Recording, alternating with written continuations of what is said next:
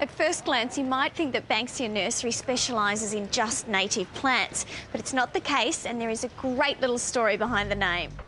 It's a family-run nursery. The original owners were migrants from Ireland, and the Banksia is the very first native plant they learnt, so the name stuck. And 40 years on, they know a whole lot more, and the nursery is jam-packed with a host of native and exotic plants. Did you know that if you plan carefully, you can have a camellia in flower in your garden for 9 months of the year? So it starts in autumn with the sasanquas. In spring, the japonica camellias take centre stage, and then the season finishes with the big blousy reticulatas. And the hybrids, well, they just keep on flowering and flowering. Say hello to Sweet Jane. Sweet because of its long flowering habit and striking two-tone flowers.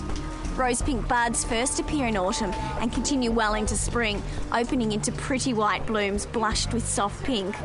For something a bit more dramatic, try Night Rider with sultry midnight red blooms. Spring is a great time of the year to create a veggie patch because all of those things that you plant now create a bountiful summer harvest. Plus, it's all those yummy things like tomatoes, eggplants, chilies, sweet corn, all those things that are such an integral part of our summer diet. If you're lacking space, don't worry. You can create your own potted garden feast. The key is to use a good quality potting mix and choose compact varieties like leafy greens and pretty edible flowers that are tailor-made for small spaces.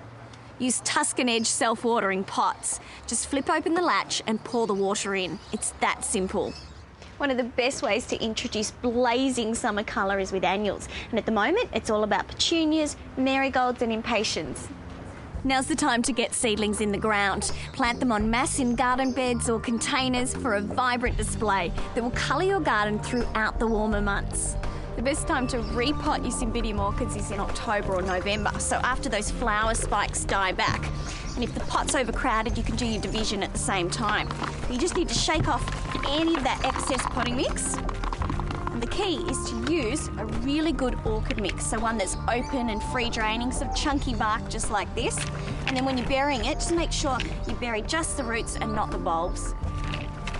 Banksia Nurseries is a great place to hang around for a few hours, and with a pool shop, glasshouse and landscape suppliers right next door, plus a lovely little coffee shop, this is a proud family business and a top spot for plant lovers.